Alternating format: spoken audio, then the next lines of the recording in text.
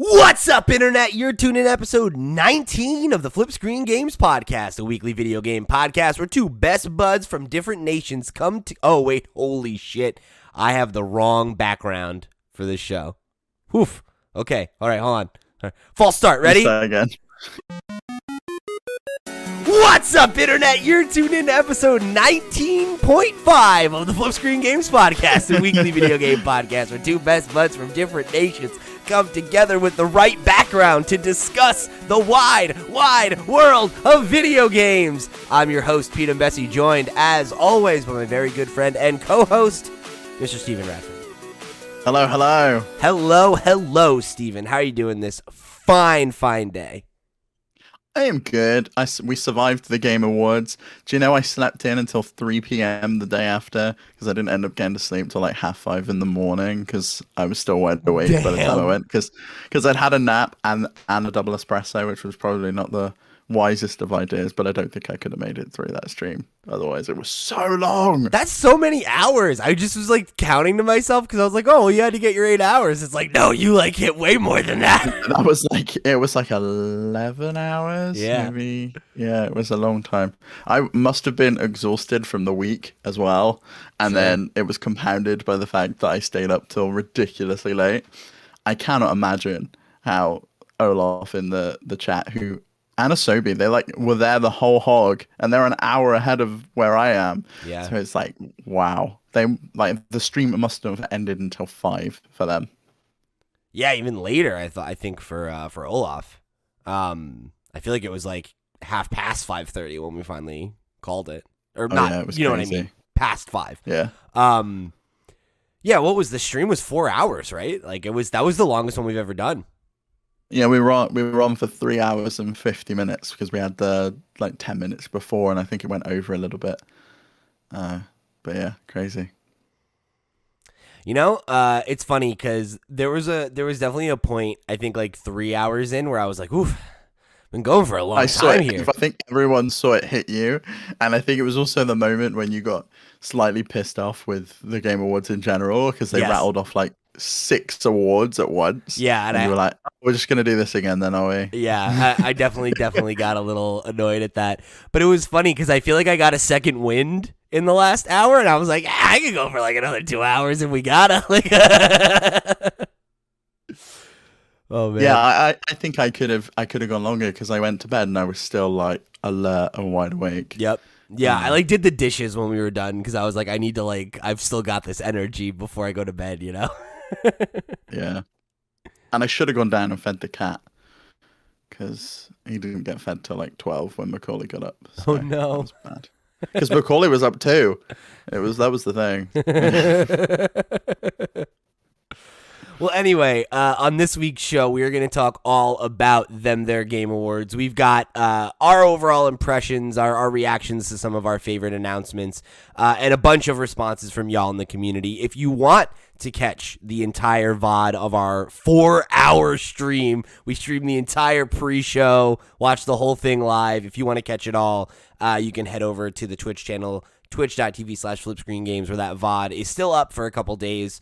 But if you don't get to it before you hear this, you can also go check it out on our YouTube channel. If you are a Patreon supporter at the blue coin level or above, you'll get access to our entire Twitch archive. So go check it out. There's a lot of good stuff over there.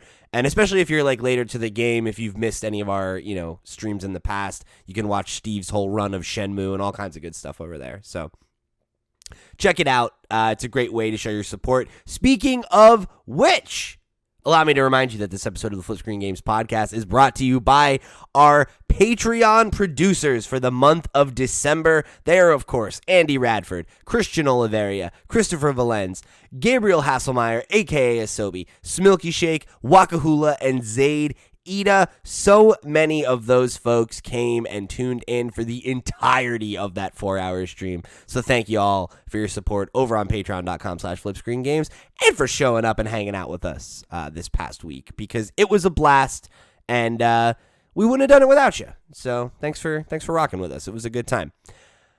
So speaking of the Patreon. There's a couple other cool goodies you can get if you head over there, including our show One More Thing, where that's our Patreon exclusive podcast where we talk about kind of what's going on in our lives, what's going on outside the world of video games for the most part.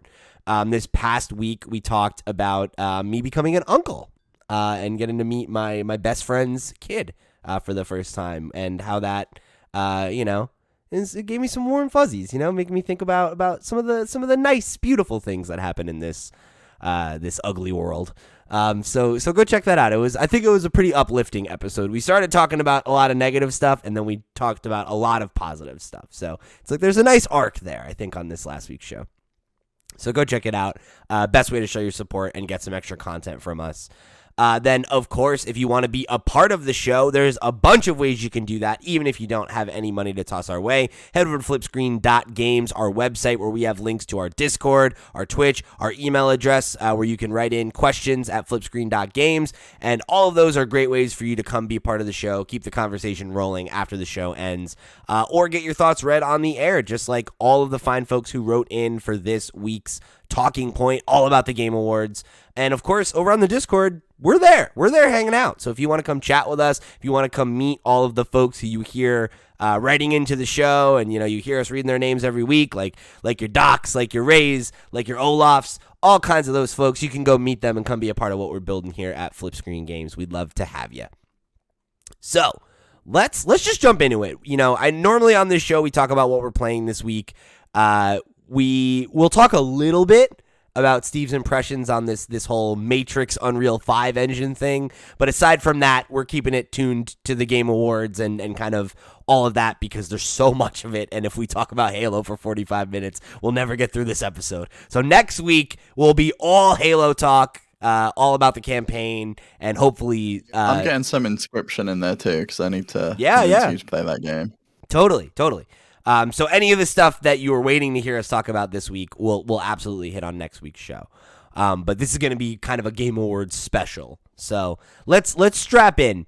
I want to start with kind of our overall impressions, and then we can hear from some of the folks in the community before we get into the announcements, the awards. Obviously, we did our predictions. We'll be checking in on that. If you caught it live, you already know who won. If you didn't, then guess what? You can hear that in just a few minutes.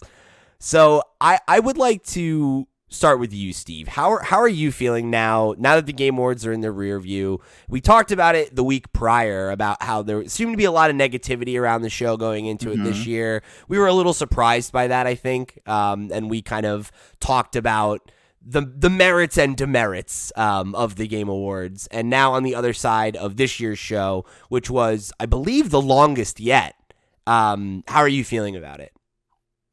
So, I hadn't seen any of that negativity. I remember in the discussion, and I think my concern was it was going to be like last year, where they rattled off a bunch of awards, and we didn't get to see anyone coming up really and making speeches for some of those bigger awards, and I think we were in two minds as to whether that was going to happen again, or whether that was partially because of the whole remote thing and people not being able to call in or whatever it was.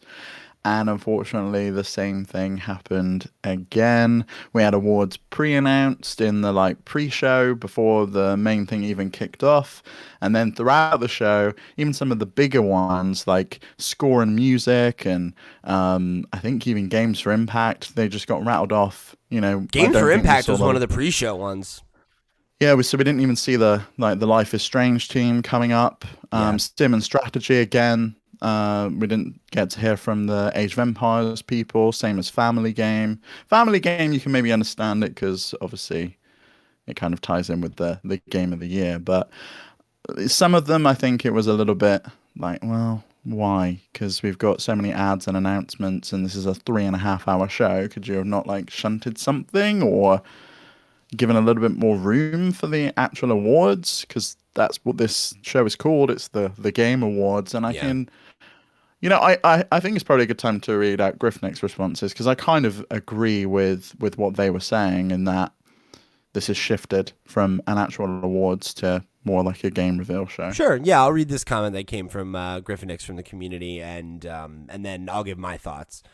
So Griffinix wrote in and said, I couldn't watch it, but I was surprised by my reaction to the people talking about it online in real time. Nearly everyone watching was talking about the reveals and announcements and not who was actually winning which awards. And that took me off guard for a bit, even though I know the announcements are a big selling point for the Game Awards. I just feel like the messaging of it has shifted from a celebration of the industry to another industry event for game reveals like Gamescom and E3. All the complaints I have about this year's show have been the lack of huge announcements or that previous year's announcements were bigger or better. To me, the show peaked in 2017 and 2018. I thought at that time it would be getting better and better, but I was disappointed in the last 2 years' shows because of the sudden commercialization of it all. I can't speak to this year's show, of course. Yeah, I mean, I agree with a lot of that. I think particularly with the idea that like the show peaked a couple years ago. I really feel like there used to be a better balance, and maybe it's that I had less, maybe I was less cynical about it at the time. Maybe I wasn't, as eagle-eyed as I am now. Who's to say, right? Like if you go back and compare it, we might find that we're remembering it more fondly than it was. But yeah, I gotta say, like I found myself frustrated, by this year's show a bit. Like I think I said on one more thing this week, no matter what, like watching the show is going to be enjoyable, right? Because, we watched it together. We watched it with the community. When there were big announcements or cool hype moments, those are exciting and that's great and everything. And when it's boring or slow, it's, we could razz it. So it's like, I still had fun watching the show. I'm sure I will tune in again next year. So I don't mean to, plant my flag too harshly so that next year when I watch the show again and get excited about it, everybody is calling me out. Because I think ultimately, Griffinix making the point that like, it feels like the focus has shifted. I think that's the thing for me is like, this felt like it might as well have been opening night live or like the summer event or, like any of the other things that Jeff does now. Which is disappointing because I don't mind that tone and presentation for those things, for like, Summer Games Fest and those kinds of things that are supposed to be, just a hype event, like that's fine. But like, I feel like the point of the Game Awards should be for the industry and, the folks on the edges of the industry, right? Like press and enthusiasts and fans, to come in and celebrate the previous year of games, and I'm cool with a few hype announcements. I'm cool with a few, celebrity guests or whatever, but it feels like more and more that's what the focus is on. And I remember there was a one or two periods in the show when we were live streaming it where I think the first time I said it was a joke, but then the next two times I genuinely meant it, where I was like, man, I don't even remember the last time we had an award. Right? Like, or it's been a, half hour, 45 minutes since we've had an award read. And then we got to that point. No, go ahead. So we got to the last half an hour of the show, or what we assumed was the last half an hour of the show, because Jeff said it was a 4-hour show, including the pre-show, or 3.5 hours, including the pre-show. And we still had 6 awards left to give. And I was like, are they just going to do the final bit as just all awards? And then I think 5 of them just all got rattled off in one hit. And like, we were left with just the game of the year then. And for a lot of those categories, I mean, not even just those categories where they were rattled off, but for a lot of the categories, we didn't even read who the other nominees were. It was just like, best family game, It Takes Two. They were just on screen. Yeah, and like just Jeff just being like, this game, this game, this game. And it's just like, fucking really? Like, what's even the point then? And, I think that really rubbed me the wrong way. Not having the room for, all but a very few number of the award recipients to come up and talk. And I think every one of them acknowledged that they were being rushed off the stage. Oh, yeah. So it was like, it's telling me I need to hurry wrap it up here. Yeah. Yeah. And like, again, that's fine. Like, I know that that's a reality of award shows, that like you need to limit how much people talk. You need to keep things moving. Fine. But like, really? What, did they all have like 30 seconds to talk? Like, come on. Like, and yeah, we had some guy come out pretending to be on his phone, playing Halo or watching Halo on Yeah. Twitch, and that bit just went on and on and on, and I was like, this isn't funny in the slightest bit. No. I don't know why the audience are even laughing. It just comes across as rude that you don't even care enough to really pay attention to it.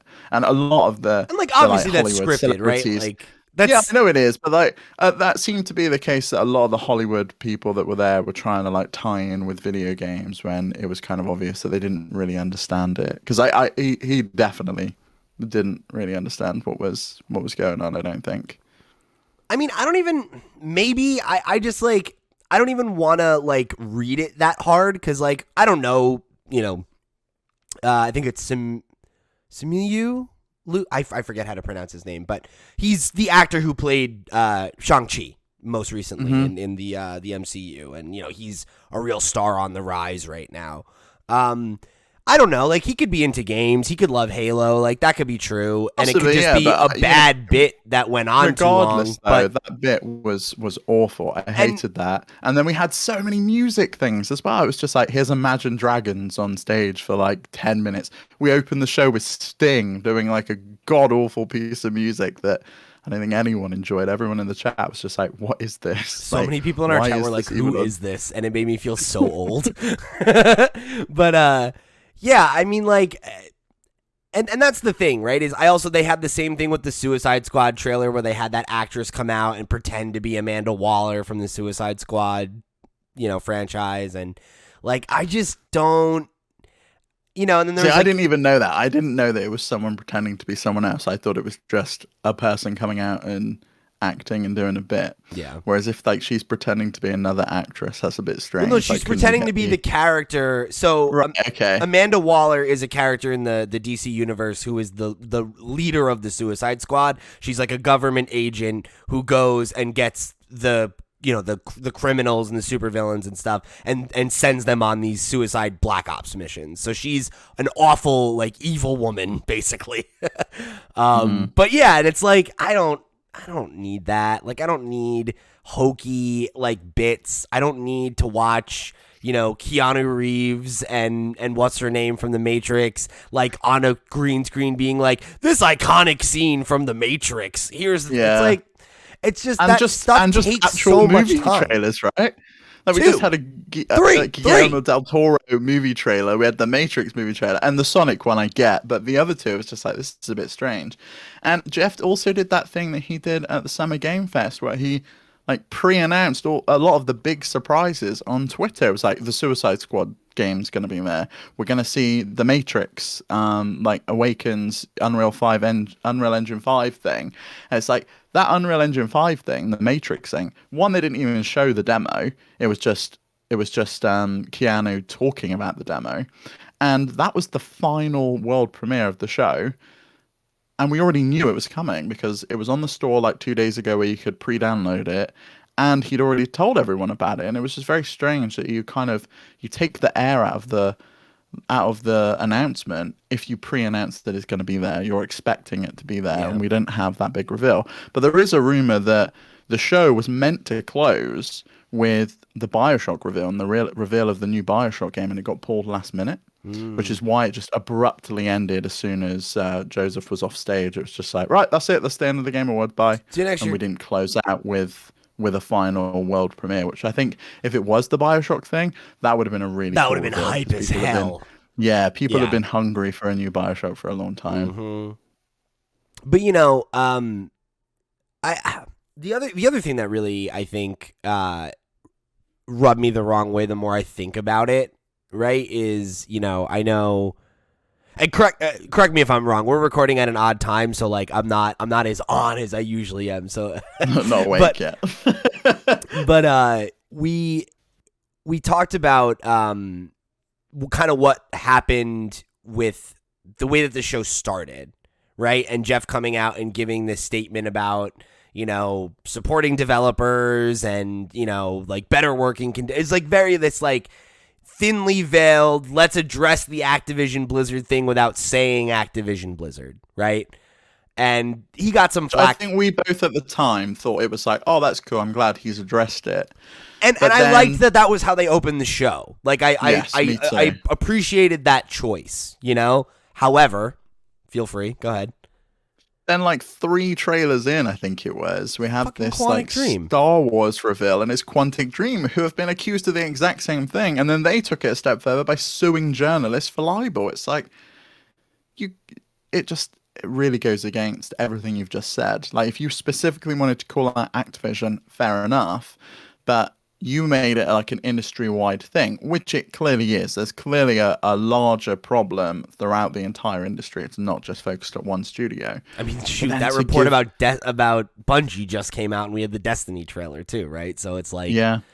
you know, I guess there's an argument to be made that it's like it's kind of tough. Would you have anyone here announcing games if Right. if you made it a whole industry-wide thing? I don't know. I just think it really, especially considering people know that about Quantic Dream, right? It's one of the like a hostile work environment is something they've been accused of on multiple occasions. Yeah, and to play devil's advocate to that, right? Like there is a conversation I guess to be had about like, okay, but like have things changed since then? Like are they just burned forever? Like, I don't know, right? Like it's certainly not a black and white issue, but I feel like to have the show start with that and then immediately, afterwards we have this, and I don't know, like it rubs me the wrong way a little bit, and like I think overall, I think it was a fine enough show, but I definitely found myself frustrated by some of the things that we're talking about, and it feels like it's getting worse, not better, for the show to be longer and for there to still not be time for there to actually be any conversation about the awards. Is I don't know about that. Like that doesn't sit right with me. And the idea of being like, it's gonna be 4 hours next year and we still won't read the fucking awards. It's like, okay, like I don't know how many more of these I have in me if this is the trajectory we're going, I think the biggest thing is like, fair enough if you are gonna combine some of the awards, because that was some of the other stuff they did, right? So that makes sense to me. If one game wins multiple awards and you want to have them come up one time and be like, hey, like, thank you so much, the team, blah, blah, blah, our fans, our families, like, great. Like, we only need one speech from you. That totally makes sense to me. But it's when stuff like, Games for Impact, and they don't get to come on stage and even accept an award. That was the one 'cause it award done that Life is in the Strange pre-show. won, even though they were Yes. nominated for, 4? And we don't get to hear from them? Like, that sucks. Like... Yeah, same as like Sim strategy game, Age of Empires 4 won it. We didn't hear from them. I mean, definitely we did get to hear from. I think a lot of them we did get to hear from, but it was some of the smaller ones, like most anticipated. We didn't hear from them. That makes sense though, right? Like I don't need to hear debut indie. I don't think we heard from either. I don't think so. So it's like some of the bigger ones we didn't even get to hear from. None of the People Awards we got to hear from either, like best esports player or even stuff like we had, I think, the like best ongoing game. Wasn't that Reggie that came out and did that? Like that got a bit. But yeah, I don't know. I was glad to see Reggie there. Every time I see him, I like it. Always happy to see Reggie. He's just Reggie now. He's like Madonna, and you don't even need to have his surname. Fucking killed me. Where they're just like Reggie, and I was like, wow, all right, we've evolved beyond Fieldsame, huh? He just doesn't need it. And his Mother 3 badge they had, just trolling everyone constantly. I even love after that. He's left Nintendo. I really truly love that man. I really do. I think he's one of the most charming people on the earth. I would listen to him read the phone book. I cannot wait for his book next year. Absolutely, that's a day one purchase for me. I hope they do an audiobook where he reads it, because then I'm grabbing that. I hope he does the taking names bit, where he came out on E3. That should be the name of the book. I know it should be the name of the book. I tweeted him when he said that. Making games and taking names. Yeah. The Reggie Fields-May story. Oh my god. I wish that he would like start a talk show or like a podcast or something. Like I just want to hear from him more, you know? I want to hear him talk every week. Yeah, I still need to check out that Xbox roundtable that he did. Yes, Where I he keep was forgetting. he was there like interviewing the Xbox and Bethesda teams and talking about 20 years of Xbox. I haven't checked that out, but it's Reggie, so I need to go watch it. Maybe I'll do that today. Well, either way, shout out to Reggie. Great to see him. Great to see him whenever they roll him out. So, this next comment I want to read. This one comes from Rocky. And I think this is funny because I think it speaks to what we're talking about, right? Like, so Rocky wrote in and said, "While I wish there was a first-party Nintendo announcement like Zelda, Metroid, etc., I still came away with 8 different things I'm looking forward to. Sonic Frontiers, Forspoken, Cuphead DLC, Monster Hunter Rise, Sunbreak DLC, Tunic, Somerville, Sonic 2 film, and the Halo live-action series. Oh, and I almost forgot, I'm also interested by the surprise announcement of the Wonder Woman game, which I think could be a unique superhero game. I hope to see more info on the game soon." So, first of all, a great list there, Rocky. I think you hit a lot of my highlights as well. But I think it's funny, right? It speaks to what Griffinix wrote in about, where it's like, that's the takeaways. It's, oh, how cool does this game look? Or how cool is that trailer? Or what? And it's not about the show. It's not about Like, the congrats awards. to It Takes Two, or I wish Metroid had won the Game of the Year. Yeah, or where's that something like conversation? Yeah. And I think it's because more and more the awards feel tertiary, you know? Also, it makes me laugh that we did a whole episode of Nintendo Noise discussing possible announcements from Nintendo, and they weren't even at the show, other Nothing. than like an advert and Doug Bowser coming up to accept an award. That was it. And it kind of makes me feel like the connection that Jeff had with Nintendo died off with Reggie.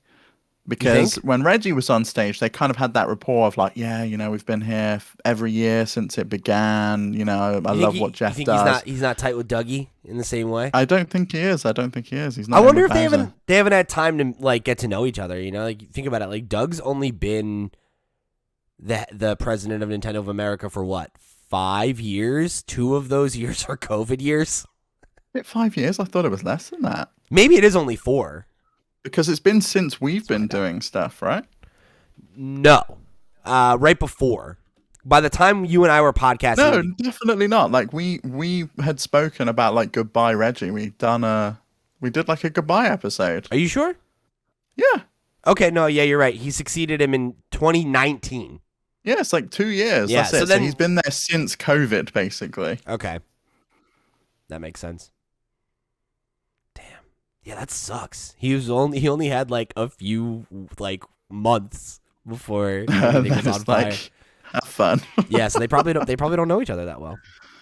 Yeah, but I think it makes sense as to why Nintendo weren't really there then, because they just don't have that connection. It seems like Jeff is very much like, he's a people person. He gets to know the people within the studios. You can see that with like his connection with Kojima. It wasn't a connection with Konami. It was definitely the person that's making the games rather than like the company. Yeah, for sure. So we had two comments come in that I thought were funny. This first one comes from Ray from the community, who wrote it and said, "I like the Sonic trailers." And then Harris Nijinsky wrote in and said, "Is it bad that I was most hyped about the Sonic 2 movie trailer?" First of all, what's up, Harris? Thanks for writing in, buddy. Good to hear from you. So funny because I don't think that's a bad thing. Like genuinely, that trailer was hype as fuck. Like we both said that. How good was Ben Schwartz like beforehand? Right, he's funny. He was guy. The best of any of the celebrity presenters. He was the only one who I thought was good. Yeah, he was really good, and obviously the Jim Carrey phone-in bit was funny. Even that was like a little much for me. Like it went a little long, but like it wasn't as bad as Keanu, like the Game Awards 2021, like freaking out every 2 seconds. Let's be real though. I love Keanu Reeves. Like the fact that he was just Me too. like I just think he's so fucking good. Like he's like 2020 and he just keeps moving his arms. They're cutting away and his arms are still fucking moving. I was like, what are you doing? He looks like a kid who wants, he's got to go to the bathroom, Like. And there's just Carrie Ann Moss just stood next to him like, what the fuck is going on? Like, She's just Jesus, stood I've there been like, I working have with this guy no for years. idea. What is wrong with him? I think Keanu's like got to that point in his career where he's just like, I don't give a shit. I can be myself. I can be goofy and like hilarious. And like he's been doing the rounds on his like press tour at the moment. The Verge did an interview, and I highly recommend it if you haven't seen the clip when they ask him about NFTs, and he's just like howling at the concept of like, oh, so it's not reproducible. It's so funny. It's so funny. He's a fucking clown, man. Yeah, I appreciate his brand of oddness. But yeah, I thought that trailer looked great. Like I enjoyed the original Sonic the Hedgehog. I thought it was like it was fun. It was a cute kids movie, right? But this one, like, I'm like, what? Like, we're getting into like the fucking like lore now. Oh yeah, Like it's the like Chaos Emeralds and stuff. well, because like I feel like the first movie felt, in a weird way, it felt like a good version of like an early 2000s type adaptation where like if you remember like all of the like superhero or video game or comic book movies from that time, it was always like, yeah, like it's a Sonic movie, like Sonic's the main character and everything, but it feels like a little like embarrassed by its source material, where it's like we're gonna ground it in this very real world scenario, and it's a lot about the human characters, and Sonic's like a fish out of water kind of thing, and you know, like it was a fun movie, but it didn't necessarily feel like Sonic. Whereas like this, it's like, okay, fucking all bets are off. Jim Carrey's bald and he's got a crazy mustache, and Tails and Knuckles are going to show up in the same movie. The biplane is here. The Chaos Emeralds are here. Knuckles is working for Robotnik. Like, we're just going for it. We're going for it. And it's like, it's definitely hitting those big nostalgic ways for me, you know? So, I'm really excited for that. I went from being like, yeah, I'm sure that'll be fun. Like, I'm excited to see Tails and Knuckles. That'll be cool. Whatever. I like the first one fine. To being like, I'm genuinely excited for this movie now. That's pretty cool. It looked really good, yeah. And the character designs, they nailed them this time. Obviously, they fucked up the first time and they had to re-render, but Tails looks adorable. I cannot wait to see the new characters in there, and the plane as well's in there. So classic. It's gonna be great. It's gonna be great. Have you seen the poster for it? It's like honestly the best movie poster I feel like I've seen in like 10 years. Oh, I know. I haven't seen it. No, Because it just actually, like, you know how like every movie poster now has that weird, like, there's like a big background image and then it's a bunch of like disembodied heads and like they're all in like a big, sort of, yeah. you know what I mean? Like Unless every Marvel, unless it's like unless it's like a Sony Spider-Man poster when they're just terribly photoshopped. They are so bad. Those even posters. that though, a bunch of them are like that, where it's just like, oh, like here's like a bunch of characters splattered on a page. Like it's like Sonic and Tails in the biplane, Robotnik's like behind them, and like I don't know, it just looks really good. Like it's a really nice poster. Yeah. It's a good. It really captures like the essence of what the movie is, doesn't it? I feel like they're getting the vibe down with this one. Yeah. You know, and like I'm into that. Oh yeah, I'm looking forward to it. I'm with you there, Harris. I think it's good. I think it's going to be a good one. What did you think about Frontiers? We got a first like glimpse.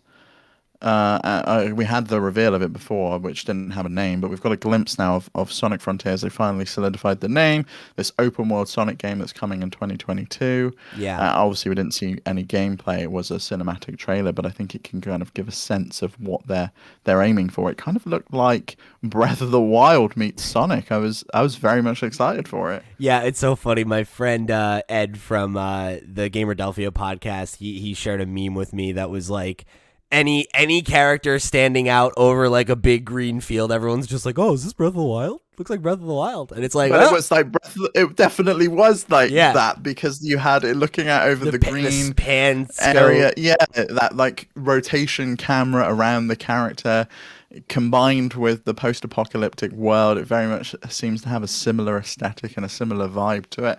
And I'm here for it. I think it looks fantastic, and I've been excited for a good 3D Sonic for a long time. But you compare that photo to the screenshot they've got of where Sonic's like standing over, and there's like a tower in the distance, and these like luscious green fields combined with rocks and like destroyed buildings and stuff. It very much looks like Breath of the Wild, and I don't really care, to be honest. I think that's a great game to take inspiration from, and I think it's about time we saw the fruits of people's labors in copying elements of that game. Obviously, we know Nintendo took elements from, say, Far Cry and Skyrim and those Western RPGs. So why not have other developers take elements that really work? Yeah, I agree. I think for me, I'm like, it's the name of the game when it comes to like a Sonic project is cautious optimism. Because like I've just played so many bad Sonic games. It's like I can't see a new Sonic game and be like, is this going to be a good one or a bad one? Because I don't know. It's like it feels like it's like for every one good one, you get like three bad ones. So That's true. Yeah, I kind of feels like we're ready for a good one though. I think I so. do wonder how well this is going to perform when you've got Kirby, which very much seems like a similar style of game, that 3D I don't. platformer in this like post-apocalyptic world. We'll just have to wait and see what the gameplay of the two games are like. Yeah, and I don't think it'll matter too much just because like they're so different, right? Like the thing that I Mm, think is most interesting about the idea of like an open world Sonic game is that I think the problem that 3D Sonic has run into kind of again and again is that the Sonic style of gameplay just doesn't work super well on 3D planes because like they do like you think about like back to like the Sonic Adventure games and a lot of them are like, hey, it's very much it's like the Crash Bandicoot thing, right? Of like, let's just take a 2D like run to the end of the level and put it in 3D. And that's kind of what I feel like a lot of the 3D Sonic games have done. And you end up running into a lot of those problems where like when you really start getting fast and then you start hitting walls or you fly off the edge or you jump and and like you end up somewhere else and there's like a lot of that where like the momentum gets broken up by the level design. And that's not obviously true across the board. There are examples of where they've nailed it and got it right. But the idea of like an open world, I could see you really being able to take advantage of like Sonic speed to be able to be like, there's a huge open plane. You can just run across it, right? And like really like enhance that feeling of momentum and kind of like getting to different spots and ideally like, when you get to those spots, having interesting things to do. I don't know. It's tough. Like, I feel like on one hand, I feel like what you need to do to present Sonic well and correctly is it's like it feels like it should be so easy. But then I think of like some of the directions they've tried to take him, and it's just like inherently a little weird. They try to put him in these very like realistic, kind of adult, kind of cool situations, and he's a cartoon hedgehog, right? And like I feel like we've got to find a way to like marry both of those things, And like I look at like Sonic Mania, and that was such a good like return to form for 2D Sonic. I would love to see that. I would love to see them hit that same mark with this game and like have a Sonic game that feels essential and that feels like, oh wow, like this is a serious that's like a game of the year contender kind of thing. Like that would be so cool, But Lord knows if we'll ever see a game like that. yeah, I don't know if there's anything like that. But then again, we did have two 3D platform games in line for Game of the Year this year. We had Psychonauts 2 and Ratchet and Clank: Rift Apart. So maybe we do get a Sonic game next year Even It Takes Two's a 3D that does hit that platformer. level. Yeah. So people are hungry for that style and genre of game. So why not? I think it all comes down to if it's good. Like if it's a great game, Yeah. doesn't matter what the genre is. I really don't. I don't think any genre can't win Game of the Year. But you've got to wow. So what we need is Sonic Shuffle 2, and that will be awarded Game of the Year because I feel like we do need some competition for Mario Party. So, speaking of the blue blur, we had another comment from the community. This one comes from Olaf, aka Yarno, who said, "It's all a blur for me, but it was fine. Could have been way worse." I can see why it's all a blur. You went to sleep at like 5:30. Well, you finished watching us on stream at like 5:30 in the morning, so it makes sense as to why it's a bit of a blur. Yeah, definitely. And then this last one comes from that guy, one of our Patreon producers, who said, no notable complaints or prayers. There was nothing that stood out, even on the award side. I feel very lukewarm on it. And it's funny because I agree feeling lukewarm, but I don't feel like there weren't things that stood out. You know, we've already highlighted a couple things. I think there are a lot of things that definitely stood out to me as being interesting. Obviously, you know, issues with Quantic Dream aside, Star Wars Eclipse was definitely very interesting to me. I'm very excited by the idea of this Wonder Woman game. I feel like that has a lot of potential to be really cool. And Yeah. I'm super in for and that. That was a surprise, right? No one knew that was coming, which was nice. It really had like a bit of an impact. I think the most exciting announcement for me, and not because I love I'm any good or I've played the game all that much, was the Cuphead DLC announcement. The way that they married that music presentation. That was the only good music. That was like the only good performance, you know, like. And the orchestra's cool too. I like the orchestra at the end of the thing where they play all the music and they make it all come together. That's always a nice thing. But then it went into their typical charming, wonderful trailers that they do, and this time it was like in that puppet style where you saw Cuphead and his two companion characters now, because it seems like there's a third character which I don't think she'd already been added in a previous update. Yeah, Miss Chalice. I forget her name.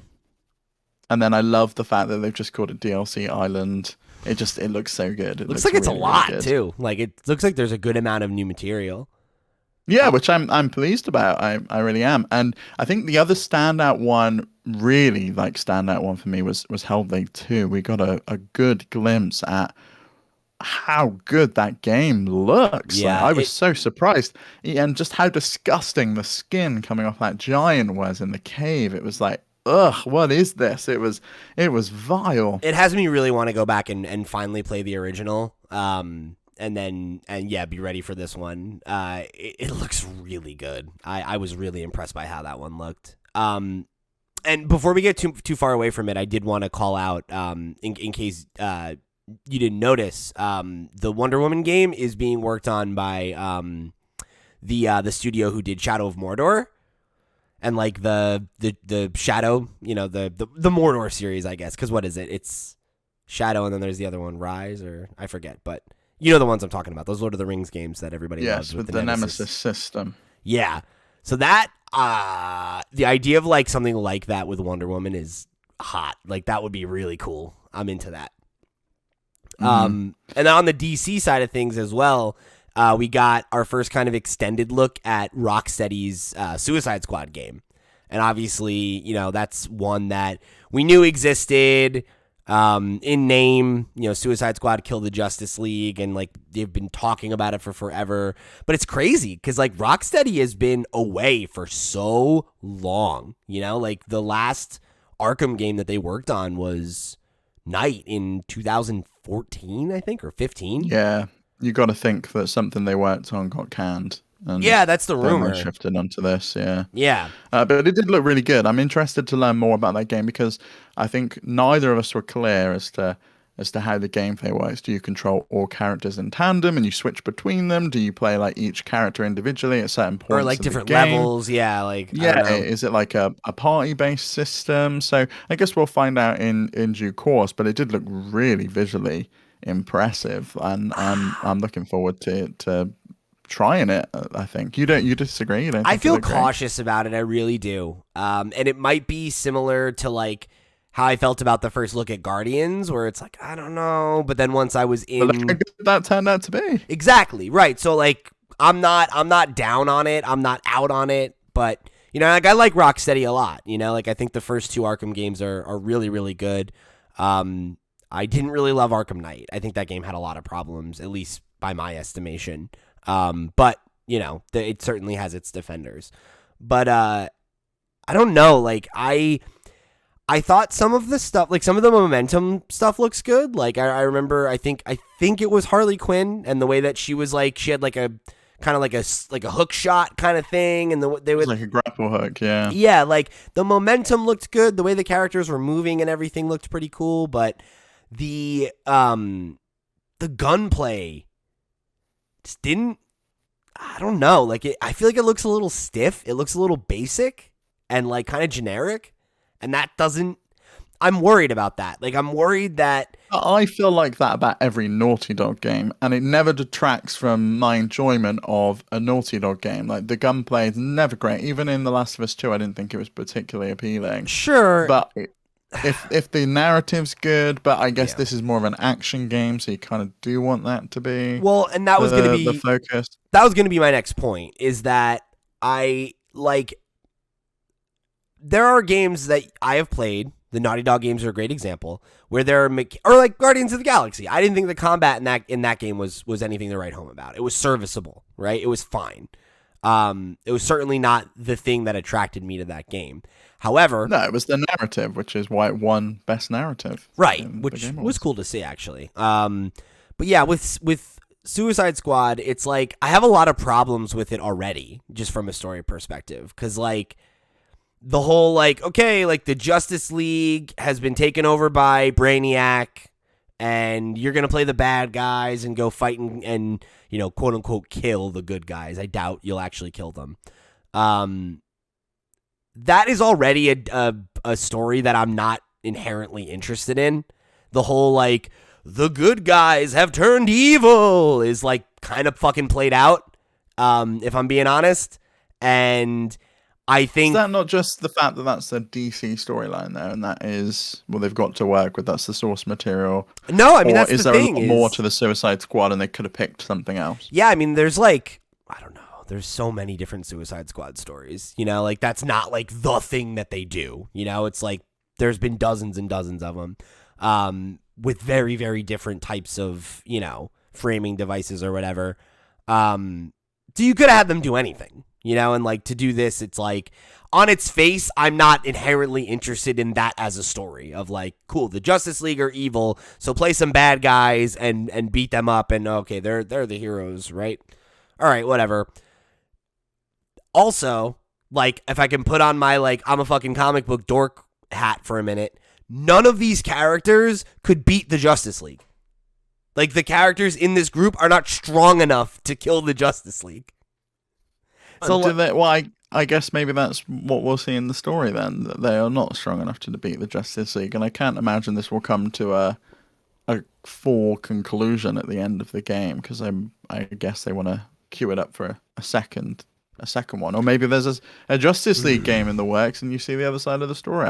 They were supposed to be working on a Justice League game for a long time, and apparently, I don't know. So I don't know. You know, I don't know. Like I'm willing to reserve judgment, but.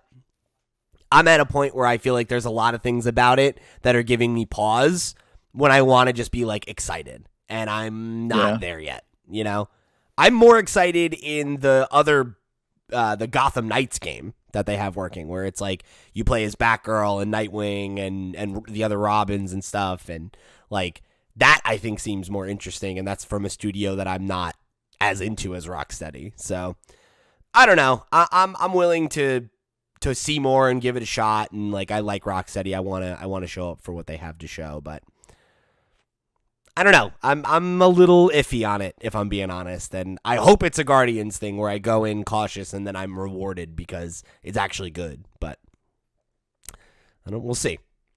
We'll see. So another one we both had on our list was Forspoken, which feels like we've seen this game a lot now. So I'm glad I think this is only really like the second time, right? I think Maybe it's actually like the third or fourth time, but like the first time we saw it, I don't think it had a name. Like I feel like it was like an untitled project. Yeah, I remember. Yeah, and but now I've seen this. Like we got a much better glimpse at this and the kind of the premise and the setup. It seems like we saw the character before she came into this alternate universe and bringing brought to whoever the leader is of this alternate universe and stuff, and a lot more look at the kind of moment to moment action gameplay and the fact that the way you glide around the world, and she's there like looking badass in a Converse and like, you know, bam bam bam with the like cool wristlet thing which talks to her on. I'm looking forward to this game. I think it looks phenomenal. The fact that we got a release date is really exciting. May 24th. I'm super excited to get my hands on that one. We also got a release date for Tunic, which I know we're both excited for. That's Hell at March yeah. 16th. So we've got a lot of games lined up for the beginning of 2022 at this point. Yeah, and speaking of games that are at the beginning of 2022, we got that additional trailer for Horizon. Oh yes, I completely That forgot game about looks that. Yeah. so fucking good. Like, obviously, I'm a big Horizon fan. I really loved the original game. It was one of my favorites on the PS4. I just love that world. Like, I really like the universe that Gorilla built there, and like the whole, I don't know that it'll be as much of a thing this time around, but the way that they kind of juggled the past storyline with the future storyline, Aloy as, maybe not like the most standout character, but a character who I really, really liked and I thought worked really well as like a strong, likable leading lady. Obviously, big fan of Ashley Birch. Like, I feel like Horizon only has things working in its favor. But this game, just like, it really looks like they took all of the feedback, all of the criticism, all of like learnings from other games that came out since Horizon, like your Breath of the Wilds and whatever, and just like really upped their fucking game when it comes to like movement and like the melee combat. And I remember you called out they had the weapon wheel like built It's like into the integrated focus, into the like focus now. So the UI is really kind the of stepped up. design. I think it's so cool. And like we got glimpses at a bunch of new machines, and they had like way more unique attacks and movement patterns, and it just I'm really glad looks, they didn't reveal too much of that as well, because I really am just little excited looks. to find them myself and learn the moves and learn what they do. I don't want it all revealed to me. I don't need to see any more of this game now. No. They can just release this now and not show another trailer, and I feel like that's enough. So I don't want another big glimpse at this one. Yeah, I'm good. I mean, if they show us one more like story trailer or something, I think I'd be okay with that. But like, I don't need it. Like, I'm in. I was already gonna be in no matter what, but I'm fucking in. They could have just released it with no marketing whatsoever, and you'd have been in this. And I would have been in and been like, game of the fucking year, everybody, 10 out of 10. But I Breath also, of the Wild 2 comes out, and then you're like, oh, I don't know. but yeah, I also feel like if you haven't and you're interested, they put out a blog post on the PlayStation blog that's like all about how they're improving like the AI of the enemies, and particularly the humans, because they were like a little bit dumb in the first game. Just like, it really feels like they really put a lot of attention into improving the tech and like just making, like, building on the promise of what was there in the original. And I just feel like that game is going to be such a treat. I gotta say, I'm so interested to see how this plays on last gen consoles compared with the PS5. That they're putting all that effort into the new stuff, and visuals, and the AI improvements that you mentioned. How is that going to translate back to a now 9-year-old console next year? I don't know. It'll be interesting to see. Also, speaking of things that I'm pretty excited. We got the look at the Halo show, which is looking pretty good. Like, honestly, like I don't have a ton of expectation for it, but like, just the look at Chief and everything is like, damn, this looks better than I thought. It really does, And so well directed. Like, Steven Spielberg obviously is behind it, or on the team at the very least. I think it looks phenomenal. Like, visually impressive, cinematic. I don't like that it's exclusive to Paramount Plus, which has screwed over customers in the UK. I don't know if you saw how that worked. Anyone outside of the US, they pulled Star Trek Discovery from other platforms the night before it was due out, and said it's exclusive on Paramount Plus, and said it's coming in the new year for everyone else, and everyone went livid about it, and they ended up having to find some random platform called Pluto to put it on, and we're just like, people are just like, what the fuck is Pluto? That sucks. So they're not in people's good books at the moment, but seemingly this looks good. I don't want to subscribe to yet another service, No, I don't know. I just really don't. Just to watch the Halo show, but I'm saying that I probably will, because it's Halo and it looks really, really cool. Yeah, I think I'll probably wait and maybe do like a trial and watch the whole thing and be like, cool, see you for season 2. Yeah. But speaking of like some story driven stuff, we got a look at the return of Telltale with their first, I guess, post revival project, Yeah, The which is Expanse. The Expanse, a Telltale series, which is of course based on the Amazon Prime series of the same name. And then we also got a look at Star Trek.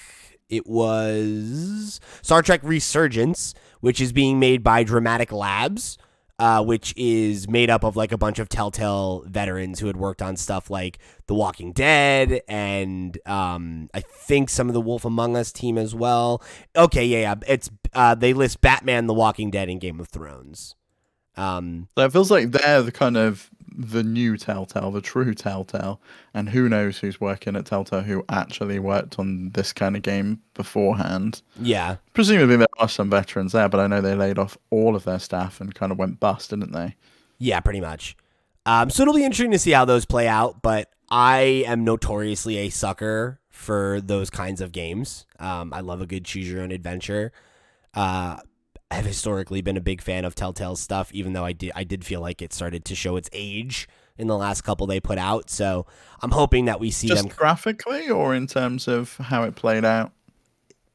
I think it was a mixture of like the graphical style was always fine for me, but it was like they didn't improve their engine over time. Like it was like they got really popular, and rather than reinvesting in like improving their tech and making their engine smarter, it was like they just kept putting out more games and making new teams, and like it felt like they were growing but not improving, and that was something that I think after a while led to some kind of diminishing returns, you know?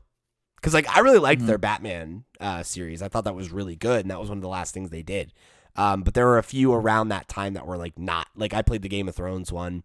I didn't think it was. They did that particularly Minecraft special. one as well, right? Yeah, Minecraft that was story even mode. good. So you know they definitely were still putting out good stuff, but I feel like it hit a point where, you know, it was kind of like, okay, Like we've now seen what? the format. Yeah, we've Yeah. kind of, you've done this. Like can you do more, right? Like what else is there? Mm. Do you feel Uh, like you'll feel that way with something like Life is Strange at some point? It was like you need to really kind of progress and this that's and the thing is they move it up a have, notch. right? Like Life is Strange to Life is Strange 2, there's a huge jump in the quality of the technology, and they, you know, like had very different way that you progress through the game, because in the first game you have powers, in the second game you take care of somebody that has powers, right? And like that had a totally different flow to it. And then True Colors, different power set, different environment, different pacing of the story. Like it feels like they're constantly evolving. Like if you look at what the original Life is Strange looks like versus what they look like now, there's a clear growth, right? And I feel like Telltale didn't really have that. Mm-hmm. And that's That's what fair I enough. think we need to see. So I know you've got a couple more on your list, like Alan Wake 2. Yeah, I'm just very excited. You know, this is Control's first foray into survival horror, which is a genre I actually enjoy playing, unlike Pete, who's not going to play Slitterhead, unfortunately. You I'm will, going to end though. up having to play that. I know, yeah. Um, and I loved what they did with Control. Obviously, we've just got the Alan Wake remaster. I think I may end up picking that one up because it's a game I've never played, and I know you haven't either. It might be quite a cool one for one of us to stream and kind of see what it's all about. Just ready for Alan Wake 2, which looked cool. Yeah, they kind of did the fake out thing. People were wondering what it was, and then it's Alan Wake 2 because obviously it's a different take on the game. It's a new genre that they're taking that game into, which I Yeah. think will be awesome. Yeah, very interesting to see. And I mean, it makes sense why we had the big remaster and everything so recently. It's cool to see them bringing that back, because obviously it's a franchise that means a lot to a lot of people. Yeah. Folks seem pretty excited about that, so that's going to be cool.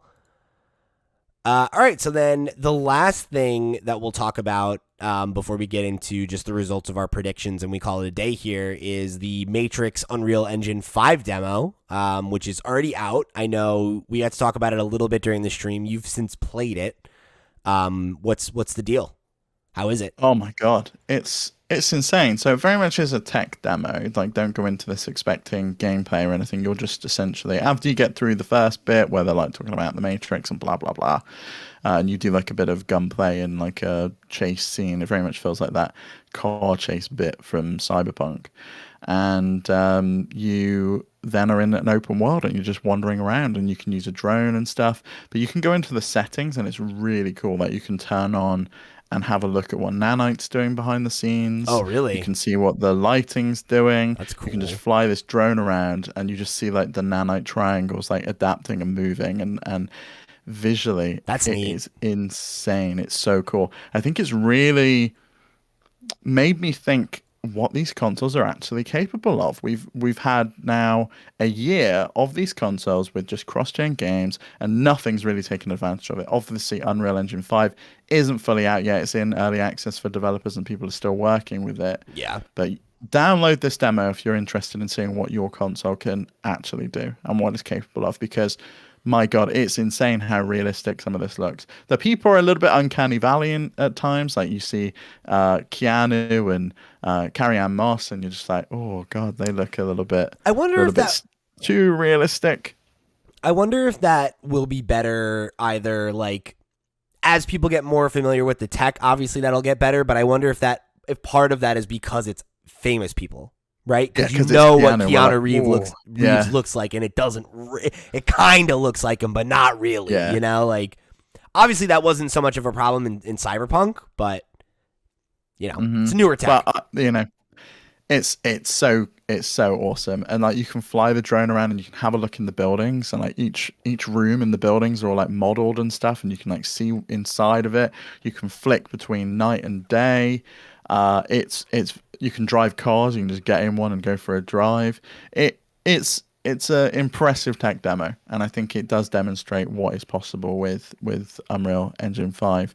And Microsoft came out and said that the coalition worked on it, so I'm excited to see what they can do now for like a new Gears and stuff. I think it could be really really awesome. It is really exciting to see that like we just have so far to go.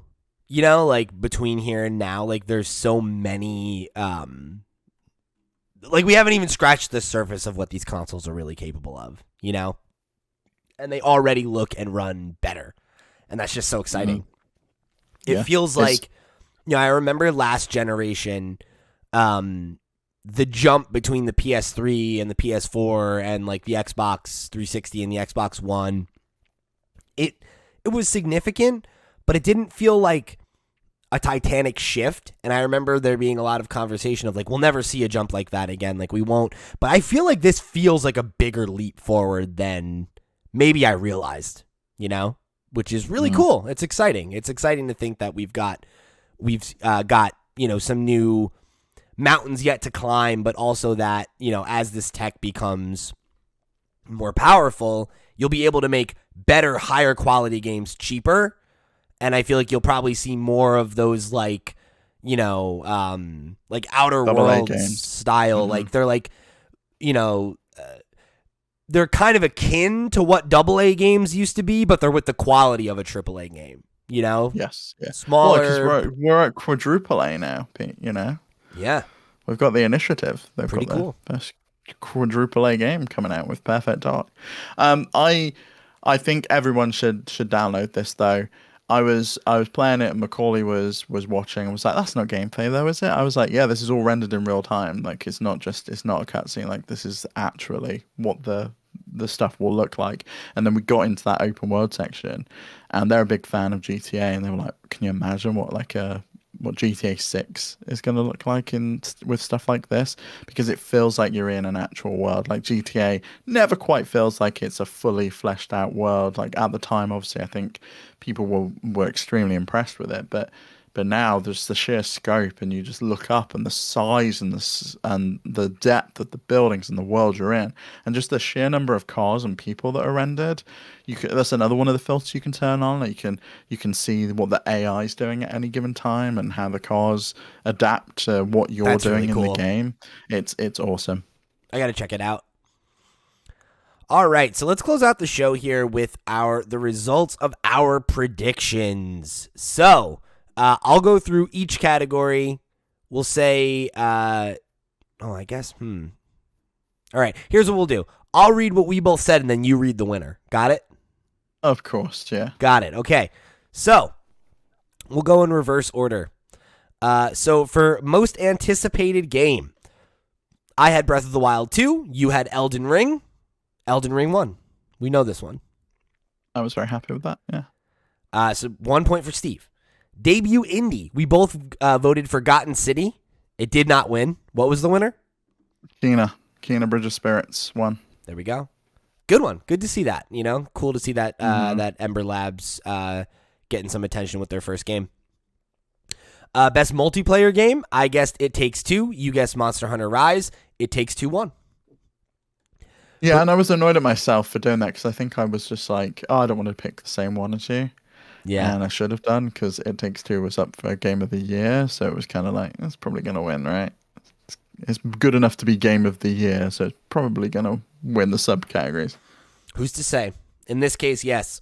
Best sport game. We both guessed Forza. We were right. For best sim slash strategy, we both guessed Age of Empires 4. We were both right. For best, I'm just running through them like Jeff now. For best family game, we both guessed Mario Party Superstars, and we're both wrong. No, it was It Takes Two. Again, winning the subcategory. Clean it up. They won so many awards last night. We really got to play that game. Best RPG, when I guessed Shin Megami Tensei 5, you guessed Monster Hunter Rise, and I remember this one went to Tales of Arise. It did go to Tales of Arise, yes. Yeah, I remember thinking that was too niche. And yet I picked Shin Megami Tensei, so what do I know? Action Adventure, we both guessed Metroid, and of course Metroid 1, the one win for Nintendo for the night, unfortunately. But hey, good one to win on. For best action game, we both guessed Deathloop, and that was wrong. It was Returnal. Surprising, really surprising. Well-deserved. Housemarque's a great studio. Awesome to see them finally get some attention. And I'm sure Sony's happy to see that their brand new acquisition won a game award. For best indie, I guessed Death's Door. You guessed Loop Hero, and the winner was Kena. So it got between this one up and debut indie. Got both. Good to see for them. For games for impact, I guessed Life is Strange. You guessed Chicory, and Life is Strange did actually take it home. So shout out to the team over at Deck 9 Games. One of my favorites of the year. For best audio design, I guessed Forza. You guessed Resident Evil Village, and Forza took it home. For score and music, we both guessed Guardians of the Galaxy. It did not take that home, and instead it went to Near Replicant version 1.22474487139. What a title.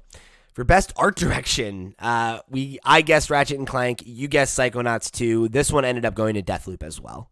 It did, yeah. Which makes sense, definitely. I think. That world is one of the most striking things about it. For narrative, I guessed It Takes Two. You guessed Life is Strange. And it was actually Guardians of the Galaxy. Which Yeah, it was. I think we did this one before you started playing that game, right? We did. No. I had played it, and I said I loved the story, but I didn't think other people would maybe appreciate it as much as I did. I think I should have went with my gut on that one. But anyway, best game direction, I guessed Deathloop. You guessed It Takes Two. Deathloop took it. Great to see. Well-deserved from Arcane. I think direction and game design are really the things that they are the best at, so really nice to see them get that attention. And I know that I'm forgetting the name of the director for Deathloop, but this was the first game that he had ever directed. So interesting. Oh, that's great then. Really cool to get your first game to win best direction. I think he's got a lot more games to direct ahead of him, Definitely. which is great to see. And then for game of the year, we both guessed Metroid Dread, and it went to It Takes Two. Getting to see Joseph Fares come back up again. Talk about how everybody should have kids. Oh my god, that was so strange. He was like, everyone should have kids. I love my kids. So if you don't have any, go get some. So go out and get some. It was like, what? He was like, I was up here 2 years ago saying fuck the Oscars, and now the Oscars really did get fucked because this is better than ever. And I was like, Joseph, oh my god. I love you Joseph. just see Jeff like cringing a little bit like, oh shit. He's like, what the fuck is this guy going to say this time? He's a whack job, man. I love that guy. I love him so much. He's so funny. Big chaotic energy, and I'm here for it. So, shout out to all of the award winners, especially those of you who got to go up on stage and talk. For those of you who didn't, shout out for your wins. Really, really great slate of games this year. So nice to see some of the better ones take some awards home. Overall, I'd say a mixed bag this year for the Game Awards, but still an enjoyable enough show. I really hope that some of our criticisms are addressed moving forward, but I have a feeling that this is the trajectory the show is on, for as long as it makes sense for it to be. And I think considering people seem to react more to the trailers and the hype and all that stuff, I kind of think this is the shape of things to come. And I love hype. I'm not against hype, but I don't know, man. I would love to see it be more about the last year's achievements than what's next, Mm-hmm. We have all the time in the world to talk about what comes next.